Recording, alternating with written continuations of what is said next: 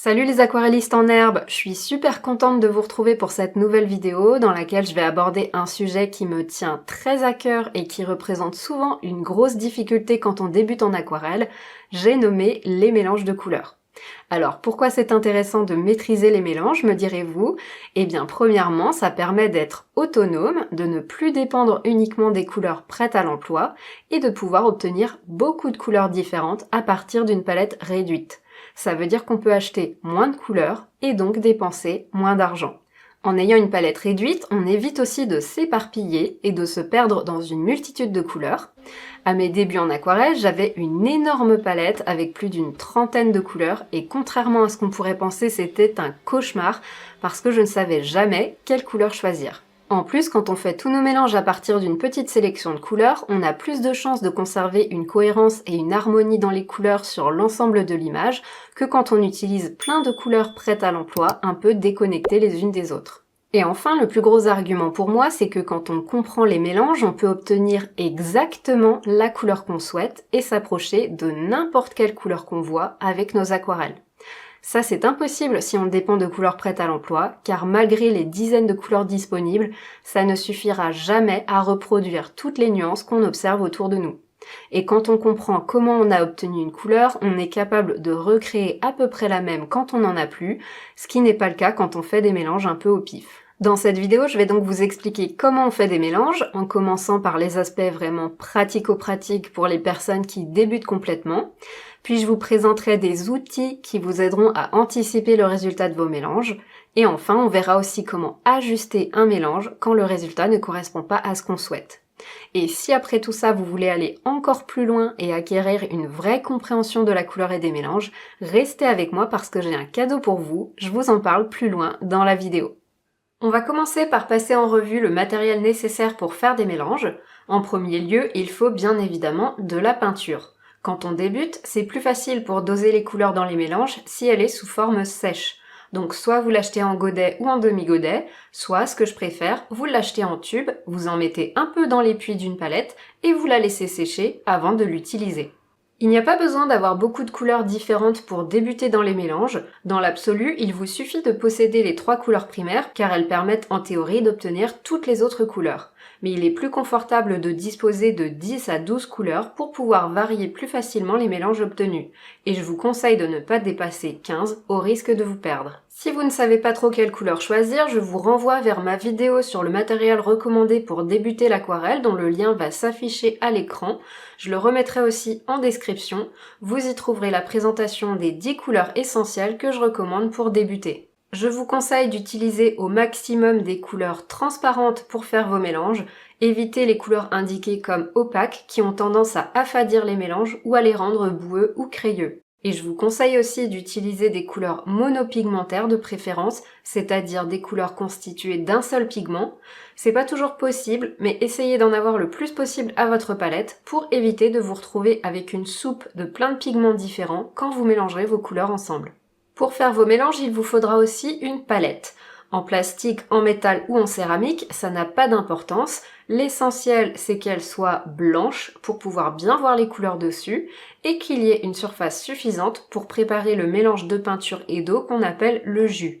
Une simple assiette blanche peut faire l'affaire, il faut juste un peu d'organisation étant donné qu'il n'y a pas de séparation pour délimiter les différentes couleurs. Pour ma part, j'apprécie les palettes en plastique peu onéreuses, comprenant plusieurs zones de mixage bien délimitées, pratiques pour préparer plusieurs jus de couleurs différentes, ainsi que des puits larges et plats dans lesquels il est facile de récupérer la peinture avec le pinceau. Bien sûr, vous aurez aussi besoin d'un pinceau. Moi, j'utilise mon pinceau rond à pointe fine classique pour l'aquarelle la plupart du temps, mais quand il faut pas mal frotter la peinture, c'est parfois plus facile d'utiliser un pinceau un peu plus élastique et rigide. Dans ce cas, je change pour un pinceau synthétique un peu usé. En tout cas, il faut éviter les gros pinceaux qui se gorgent d'eau comme les pinceaux à la-vie, car en apportant de l'eau, ils diluent la couleur et il est difficile de la concentrer. Il faut un pinceau assez gros car avec un pinceau trop petit c'est difficile d'amener assez de peinture sur la palette, mais la taille doit rester raisonnable par rapport à la taille des godets ou des puits de la palette.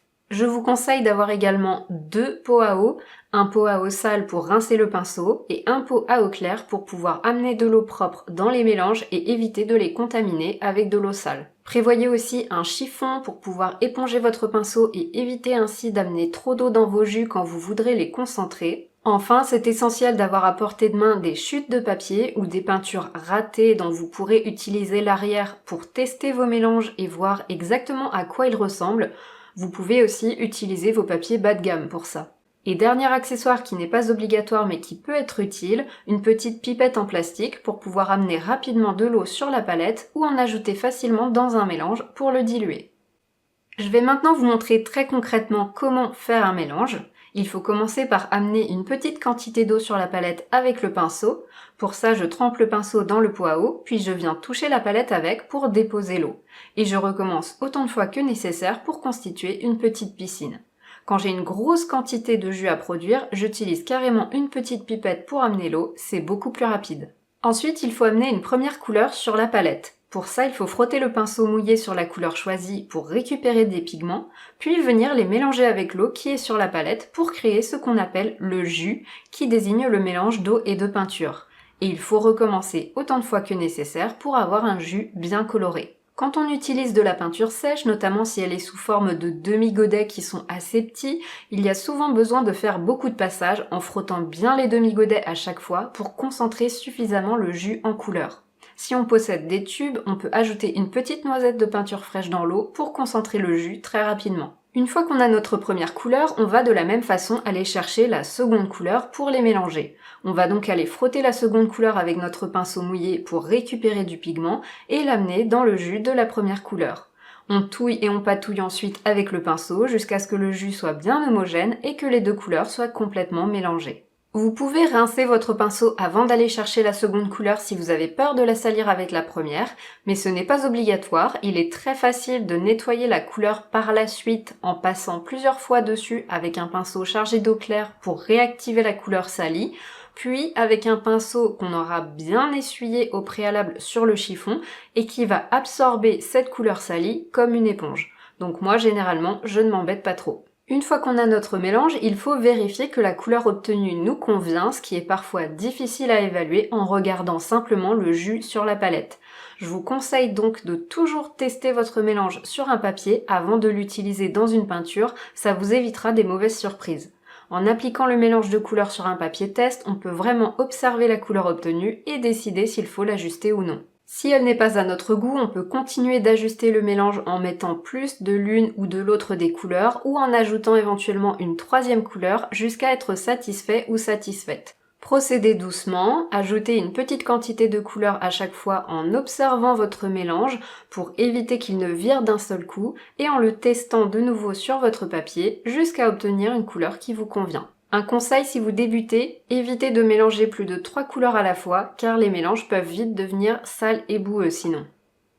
Avant de vous parler des outils pour vous aider à anticiper le résultat de vos mélanges, je vais répondre à quelques questions pratiques qui m'ont été posées au fil du temps. La première c'est quelle quantité de mélange préparer ? Alors tout dépend de la surface que vous souhaitez couvrir. Si vous ne voulez pas avoir de différence de couleur dans votre peinture, il faut prévoir suffisamment de jus pour pouvoir peindre toutes les surfaces que vous souhaitez colorer avec votre mélange, car il est difficile de recréer exactement 2 fois la même couleur. Si vous n'avez qu'une petite surface à couvrir, préparez peu de jus pour ne pas gaspiller. Mais si vous avez une grande surface ou beaucoup d'éléments à peindre avec la même couleur, prévoyez une belle piscine de jus. Je ne peux pas vous donner de quantité exacte, vous apprendrez à évaluer les quantités nécessaires avec l'expérience, mais sachant que l'aquarelle qui sèche sur une palette se réactive facilement avec de l'eau et peut être réutilisée, il vaut mieux préparer un peu trop de jus que pas assez. Deuxième question pratique, faut-il nettoyer la palette entre chaque peinture ? Eh bien, pas nécessairement. Comme je viens de le dire, un jus qui a séché sur la palette peut être réactivé facilement et servir pour une autre peinture. Le seul problème qui peut survenir, c'est de manquer d'espace de mixage sur la palette pour faire de nouveaux mélanges. Si vous comptez utiliser des couleurs un peu ternes ou des gris colorés, ce n'est pas très grave. Vos nouvelles couleurs vont se mélanger avec les couleurs déjà présentes sur la palette et se neutraliser en créant ce qu'on appelle des mélanges sales. Dans ce cas, pas besoin de nettoyer la palette avant de la réutiliser. Si vous souhaitez travailler avec des couleurs vives, en revanche, je vous conseille de bien nettoyer l'espace de mixage dans lequel vous allez faire votre mélange pour éviter qu'il ne soit contaminé par d'autres couleurs qui pourraient le ternir. Il suffit pour ça de le mouiller et de l'essuyer avec un mouchoir. Une fois ces aspects pratico-pratiques évacués, la difficulté qui survient généralement quand on débute dans les mélanges de couleurs, c'est d'arriver à anticiper un peu le résultat du mélange pour obtenir les couleurs qu'on veut. Pour ça, il y a plusieurs outils bien utiles qui peuvent nous aider. Le premier, c'est ce que j'appelle un tableau ou un nuancier de mélange qui ressemble plutôt à un escalier en fait. On y positionne nos couleurs sur la verticale ici à gauche et sur l'horizontale ici en dessous dans le même ordre. Il y a donc toujours une colonne et une ligne de plus que le nombre de couleurs puisque la première colonne et la dernière ligne sont remplies par nos couleurs. Par exemple, si j'ai 10 couleurs, j'aurai 11 lignes et 11 colonnes. Chaque case dans le tableau correspond au mélange entre la couleur qui se trouve sur la ligne concernée dans la colonne de gauche et celle qui se trouve dans la colonne concernée sur la ligne du bas. Et on ne remplit que la moitié du tableau pour éviter de faire tous les mélanges en double, d'où la forme d'escalier. L'idée c'est de mélanger les couleurs à force à peu près égale, donc quand vous faites votre mélange, observez bien ce qui se passe. Aucune des deux couleurs ne doit prendre le dessus sur l'autre dans le mélange. Il faut obtenir la couleur intermédiaire entre les deux en quelque sorte. Ici par exemple, quand je mélange le rose quinacridone et le bleu phthalo, je peux me rendre compte que mon mélange a une teinte trop rose, ce qui veut dire que je n'ai pas ajouté assez de bleu phthalo par rapport au rose. Mais quand j'ajuste en ajoutant du bleu phthalo, j'en mets un peu trop et le mélange bascule complètement du côté du bleu. Donc je remets du rose dans le mélange pour équilibrer et obtenir une teinte violette à mi-chemin entre les deux. Une fois rempli, ce nuancier vous permettra de voir d'un seul coup d'œil ce que donnent les mélanges entre toutes vos couleurs. Vous pourrez le garder sous les yeux lors de toutes vos peintures, ce qui vous permettra de mieux anticiper. Je vous conseille d'utiliser un maximum de 10 couleurs, sinon le nuancier devient vraiment géant et très long à remplir. Focalisez-vous sur vos couleurs préférées par exemple, celles que vous utilisez le plus souvent, ou bien au contraire sur des couleurs que vous ne connaissez pas bien pour explorer ce que donnent les mélanges entre elles. Si vous avez beaucoup de couleurs, vous pouvez faire plusieurs tableaux pour explorer différentes combinaisons. La limite de ce nuancier, c'est qu'on y voit uniquement les mélanges des couleurs à force à peu près égale. Or, la couleur qui résulte d'un mélange dépend de la quantité de chacune des couleurs mélangées, comme on l'a vu dans l'exemple précédent avec le mélange entre rose quinacridone et bleu phthalo. Le tableau montre donc une seule des nombreuses couleurs intermédiaires qu'on peut obtenir en mélangeant deux couleurs entre elles. Pour les couleurs qu'on utilise très souvent ou pour les mélanges qui nous semblent vraiment intéressants, on peut pousser un peu plus loin et se créer des petites échelles de mélange. Le plus simple, c'est de faire 5 cases. Dans les cases situées aux deux extrémités, on met les deux couleurs mélangées. Ici, je vais mettre le rouge permanent foncé d'un côté et le bleu phthalo de l'autre. Dans la case du milieu, on met le mélange à force à peu près égale entre les deux, qu'on trouve déjà dans notre nuancier de mélange. Ici, ça donne du gris. Et dans les deux cases restantes, on va mettre les mélanges biaisés en direction de l'une ou de l'autre des couleurs. Dans la case qui est proche du rouge, je vais ajouter suffisamment de rouge dans le mélange pour qu'il prenne le dessus sur le bleu phthalo et que la couleur obtenue tende vers lui. Inversement, dans la case qui est proche du bleu phthalo, je vais ajouter du bleu phthalo jusqu'à ce qu'il prenne le dessus et que le mélange devienne bleuté. Au final, ça me donne cette petite échelle avec 3 possibilités, le mélange à part égale au milieu, et les mélanges obtenus quand l'une ou l'autre des couleurs a le dessus de part et d'autre, ce qui donne une meilleure idée de la gamme de mélanges qu'il est possible de créer entre deux couleurs. Il est bien sûr possible de créer des échelles encore plus progressives avec 7 ou même 9 cases, ça demande juste plus de temps et de travail. Il faut simplement ajouter les couleurs de manière plus progressive dans le mélange. Je vous conseille pour ça de commencer par créer une belle quantité du mélange à force égale entre les deux couleurs, puis d'amener une partie de ce mélange dans 2 autres zones de mixage de la palette à l'aide du pinceau pour y ajouter progressivement un peu plus de l'une ou de l'autre des couleurs et remplir les 2 ou 3 cases qui se trouvent à droite et à gauche du centre avec les couleurs obtenues. Au final, ça nous donne tout un panel des couleurs qu'il est possible d'obtenir avec notre mélange. On peut garder toutes les échelles sur une grande feuille pour les avoir toutes sous les yeux à la fois, ou bien les découper pour en faire des petites cartes à avoir près de soi pendant qu'on peint. Le dernier outil que je voudrais vous présenter pour vous aider à anticiper le résultat de vos mélanges, c'est la roue chromatique, dont vous avez sûrement déjà entendu parler. Cette roue présente toutes les familles de teintes obtenues à partir des 3 teintes primaires, que sont le jaune, le magenta et le cyan. En aquarelle, ces teintes primaires correspondent à des pigments particuliers, PY3 pour le jaune primaire, PR122 pour le magenta et PB15 2.3 appelé bleu phthalo vert pour le cyan. Lorsqu'on mélange les teintes primaires à force à peu près égale, on obtient les teintes secondaires, le rouge à mi-chemin entre le jaune et le magenta, le violet entre le magenta et le cyan, et le vert entre le cyan et le jaune. Lorsque l'une des primaires est majoritaire dans le mélange et prend le dessus par rapport à l'autre, on obtient les teintes tertiaires. Dans le tiers jaune-magenta, si c'est le jaune qui est majoritaire, on obtient l'orange, et si c'est le magenta qui a le dessus, on obtient le rouge-rosé. Dans le tiers magenta-cyan, on obtient le rose-violet si le magenta domine, et le bleu si c'est le cyan qui est majoritaire. Et dans le tiers cyan-jaune, on obtient le turquoise quand le mélange est biaisé en faveur du cyan, et le jaune-vert s'il est biaisé en faveur du jaune. Quand on a une roue chromatique correcte, on peut placer les couleurs qu'on souhaite mélanger dessus dans leur famille de teintes, et on voit alors d'un coup d'œil toutes les teintes qui se situent sur le trajet le plus court entre les deux. Elles correspondent aux teintes qu'on va pouvoir produire en les mélangeant, donc ça nous donne déjà une indication sur le genre de couleur qu'on va pouvoir obtenir. La roue nous permet aussi d'identifier les teintes dites analogues qui se trouvent côte à côte. Dans une peinture, ces couleurs s'harmonisent et se marient bien. Quand on les mélange, on obtient des couleurs vives et propres, car cela revient à mélanger seulement 2 primaires sur les 3. Et on peut également identifier d'un seul coup d'œil les teintes complémentaires, celles qui sont face à face sur la roue. Mises côte à côte dans une peinture, ces teintes contrastent et se font ressortir mutuellement. Quand on les mélange en revanche, elles se neutralisent. On obtient des gris plus ou moins colorés et des couleurs sales et ternes, car cela revient à mélanger les 3 primaires ensemble.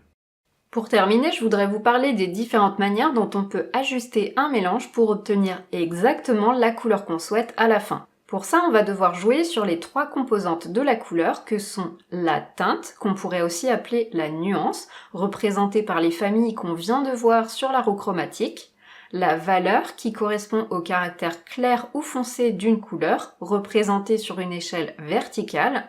Plus une couleur est claire, plus elle se rapproche du blanc en haut de l'échelle, et plus elle est foncée, plus elle se rapproche du noir en bas de l'échelle. Et la saturation, qui correspond à l'intensité de la coloration d'une couleur, représentée sur une échelle radiale. Plus une couleur est saturée, plus elle est intensément colorée et se rapproche des teintes pures situées sur l'anneau externe de la roue, et moins elle est saturée, moins sa coloration est intense, donc plus elle est terne et se rapproche du gris, du noir ou du blanc au centre de la roue. Donc quand on teste notre mélange sur notre papier, il faut l'observer et se poser les questions suivantes. Est-ce la bonne teinte? Est-ce que mon mélange est trop clair ou trop foncé? Et est-ce que mon mélange est trop vif ou trop terne? Si la teinte de notre mélange n'est pas correcte, il faut ajouter un peu plus de l'une ou de l'autre des couleurs pour faire tendre le mélange un peu plus d'un côté ou de l'autre, ou encore pour le ramener vers la teinte intermédiaire entre les deux selon ce qu'on souhaite. Par exemple ici, si je vise une teinte jaune-verte très jaunâtre avec ce mélange entre jaune indien et vert phthalo, je vais rajouter du jaune indien dans le jus pour le faire tendre beaucoup plus de ce côté. C'est le genre de cas où nos petites échelles de mélange peuvent nous aider à anticiper. Si on n'obtient jamais la bonne teinte en faisant ça, c'est qu'on s'est trompé sur les 2 couleurs de départ et il faut alors choisir des couleurs différentes pour obtenir la teinte souhaitée. Quand c'est le cas, c'est souvent parce qu'on a choisi des couleurs trop éloignées sur la roue en les plaçant dans la mauvaise famille peut-être. Par exemple, si je veux obtenir une teinte violette et que je mélange du bleu phthalo et du rouge, j'aurais beau ajuster la quantité des 2 couleurs dans le mélange, je n'y arriverai pas, tout simplement parce que le bleu phthalo équivaut au cyan et se trouve pile en face du rouge sur la roue chromatique. Ce sont donc des couleurs complémentaires dont le mélange à force égale donne du gris.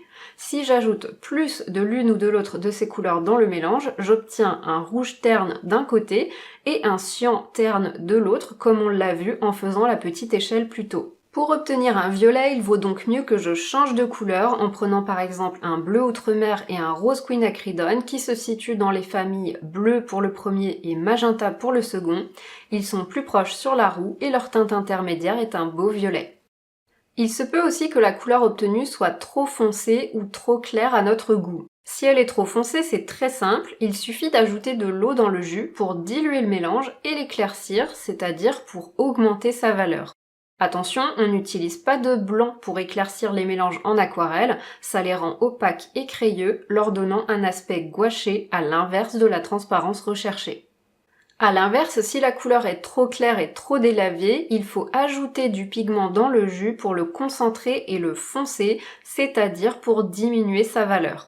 Beaucoup de débutants ont du mal à concentrer leur jus, donc retenez ces 3 astuces pour y arriver. Astuce 1, évitez de repasser par le pot à eau, ce qui a pour action de diluer à nouveau le jus. Utilisez le jus pour mouiller le pinceau et humidifier la peinture sèche.